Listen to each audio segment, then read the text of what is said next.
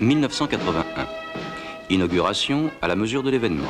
C'est le président de la République qui ouvre la voie au nouveau TGV. 1955. 331 km par heure, déjà.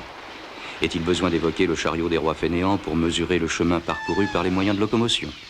Le train, quant à lui, bravant la loi universelle, rajeunit à mesure que le temps passe. Sur voie A, Transeurope Express, le Mistral, rapide numéro 1.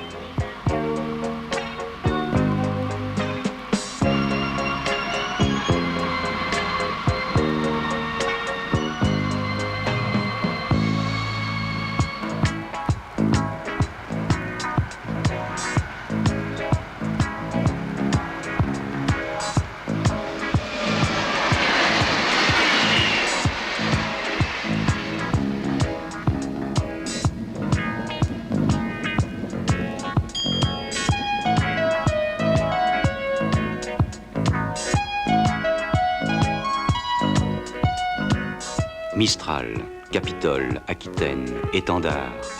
Autant de noms évocateurs de vitesse ou de voyage. Le record a toujours des retombées usuelles. 1967. Le Capitole est le premier train commercial du monde à rouler à 200 km par heure. Mais comment atteindre de grandes vitesses sur des lignes non électrifiées?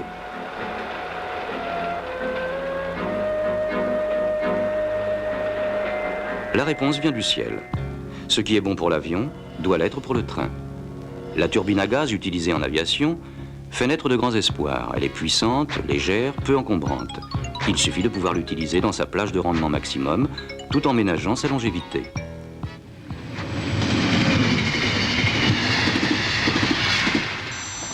D'amélioration en amélioration, un engin d'expérimentation, le TGS, a donné naissance à une première génération de turbotrains appelée ETG. Le turbotrain 3905 à destination de Cherbourg va partir.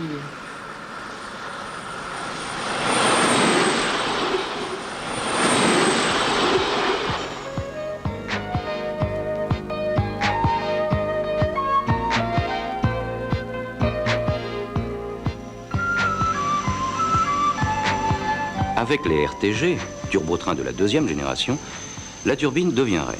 Elle remplit seule toutes les fonctions de traction, mais aussi celles liées au confort, telles que la climatisation.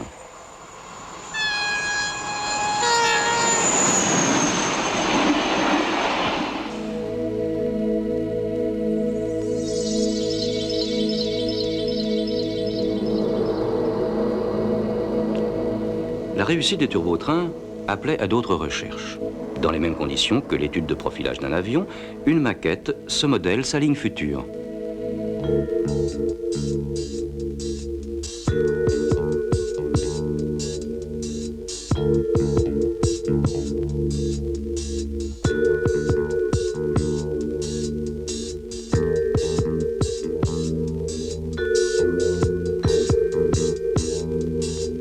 À cette élégance utile devait s'adjoindre une plus grande puissance, elle-même aidée par une plus grande légèreté, sans perdre pour autant d'adhérence.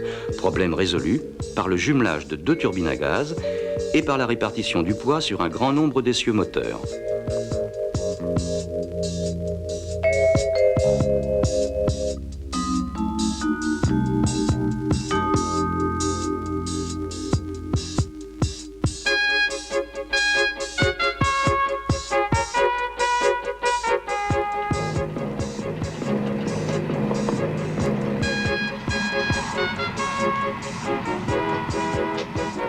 Plus de 300 km par heure. C'est un nouveau succès remporté par le TGV 001.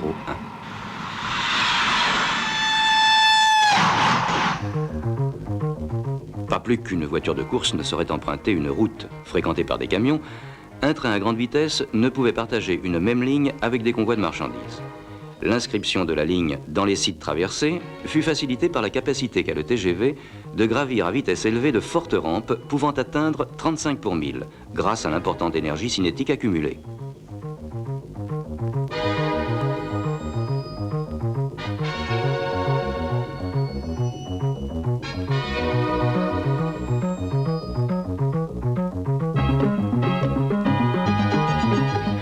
À nouvelle exploitation répond harmonieusement une esthétique nouvelle quand elle respecte la simple beauté. C'est ce que l'on pourrait répondre à ceux qui, peut-être, regretteraient les pittoresques tracés tortueux qui suivent le fond des vallées.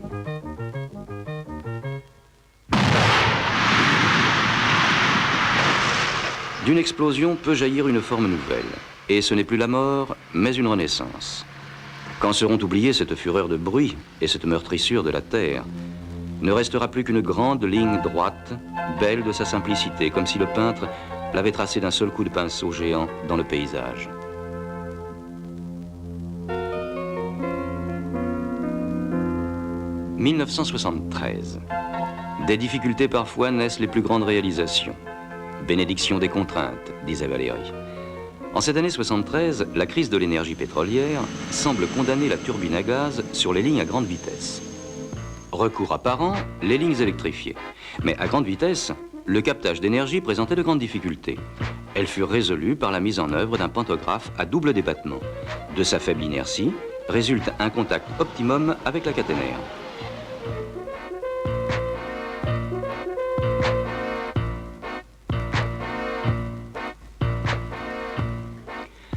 Un engin d'étude, la Z7001, permet de tester à grande vitesse un nouveau type de bogie dont la masse se trouve réduite par l'adoption d'une transmission aux moteurs qui sont désormais placés sous les caisses.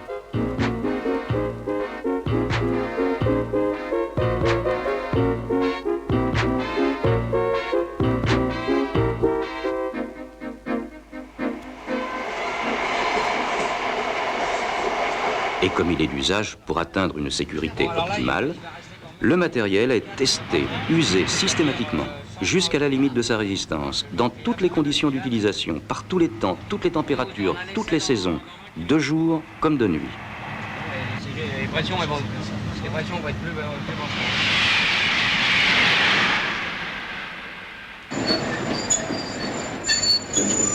La matière, parfois, semble se plier à ce que l'on exige d'elle, quand la grandeur de la réalisation donne la mesure à cette alchimie moderne.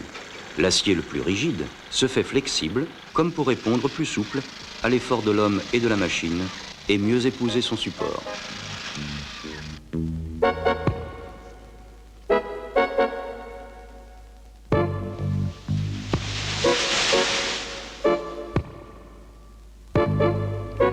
Voie classique, caténaire légère, les solutions éprouvées côtoient les innovations. «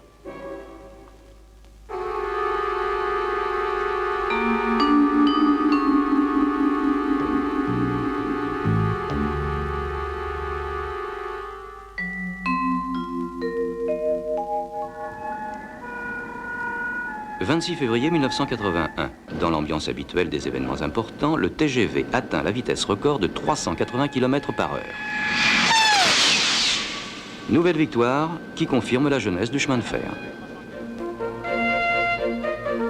De la conception à l'étude, de l'étude à la réalisation, essai, usinage, test, vérification et mise en service, c'est une longue chaîne qui aboutit à l'élément le plus important, l'usager.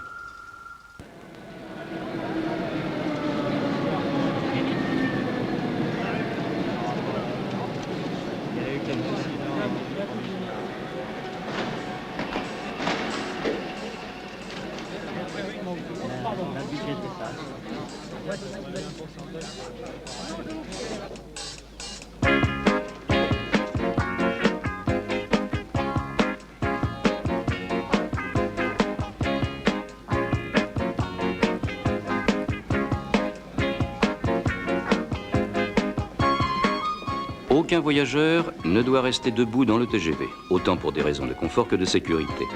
Un appareil électronique permet de faire soi-même sa réservation, même quelques minutes avant le départ du train.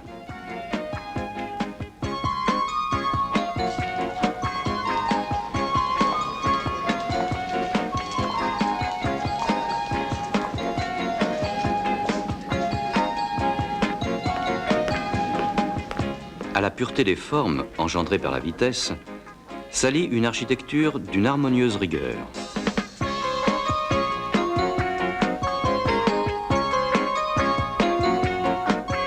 Sous la gare de Paris-Lyon, la salle d'accueil est devenue ville souterraine.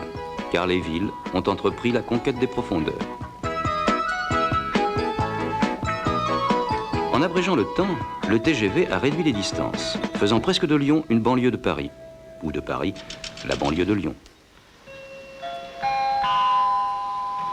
Sur voie D, le TGV 621, départ 12h15 en première et seconde classe, à destination du Creusot, Mont-Solémine, Montchanin, Lyon-Poteau et Lyon-Perrache. Ce train assure une correspondance à Lyon-Perrache sur... Le TGV comporte un plus grand nombre de places en deuxième classe. Mieux, la tarification est modulée, ce qui permet de payer moins cher en dehors des heures de pointe. La grande vitesse n'est plus un luxe, elle est accessible à tous.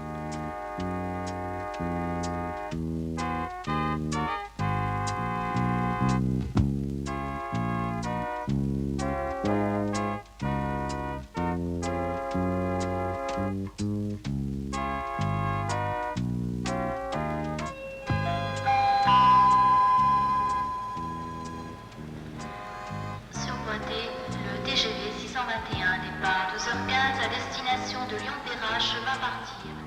Sur voie D, attention au départ.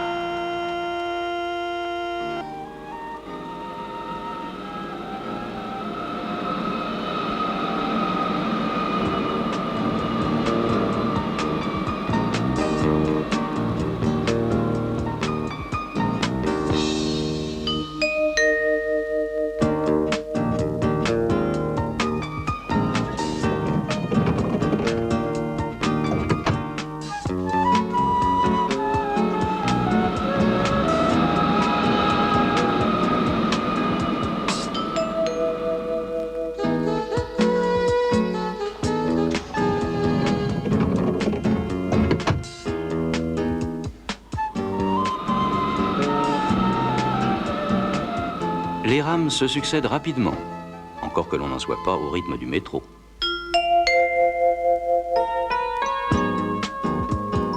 Les départs nocturnes dans l'odeur âcre de la fumée, le halètement d'une locomotive qui trouve son souffle, le long sifflet tragique et rassurant, le cahotement hypnotique, le front contre la vitre, à regarder au loin en rêvassant, l'enfer du bruit dans un soufflet d'un wagon à un autre, la petite lampe à abat-jour de Crotone sur une nappe blanche, l'aventure, en un mot, le voyage, fascinant, mystérieux, tout cela n'est plus que nostalgie d'un certain passé. Mais on ne bâtit pas l'avenir sur la nostalgie. Aujourd'hui, on voyage vite, très vite, quitte à s'inventer des rêves à la mesure d'un nouvel univers.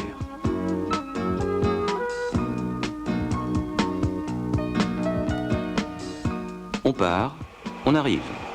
Entre ces deux termes, des centaines de kilomètres parcourus à une vitesse que les plus audacieux des premiers constructeurs n'auraient osé imaginer. Cette vitesse est exigeante. Elle implique un système de sécurité de plus en plus sophistiqué. Plus de signalisation conventionnelle dont la perception est aléatoire à grande vitesse par mauvais temps. Les signaux apparaissent directement dans la cabine par voyants lumineux qui indiquent la vitesse à respecter. Ici, conducteur du 621, appel régulateur. Régulateur écoute. Conducteur du 621, j'ai une séquence à 160, est-ce normal? Oui, t'as un ralentissement à 160 pour voie occupée. Bien compris, merci, bonne journée.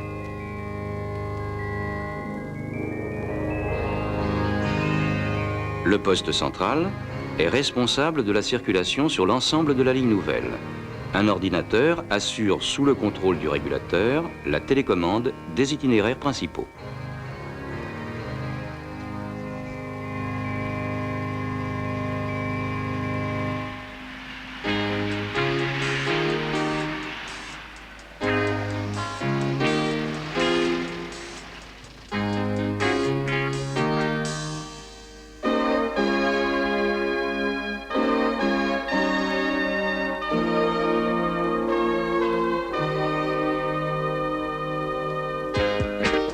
Avec le TGV, des régions auparavant mal desservies se trouvent soudain reliées à Paris en 3 fois moins de temps. Tel est le cas de l'ensemble Le Creusot, Mont-Solémine, Montchanin.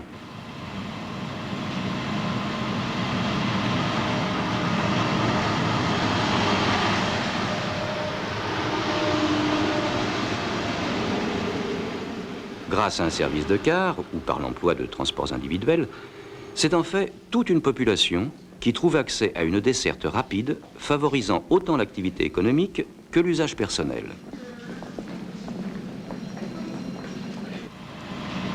En simple logique, notre film prend fin avec notre arrivée à Lyon-Perrache.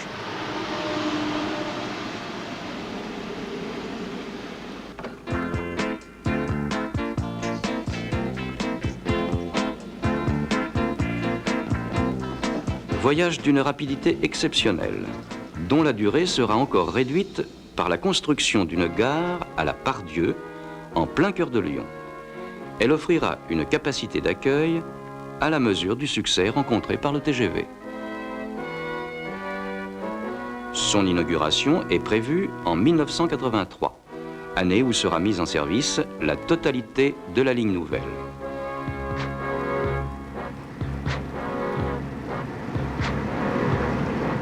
À cette date, de nombreuses villes du Sud-Est, ainsi que Lausanne et Genève, seront desservies par le TGV avec des temps de parcours notablement réduits.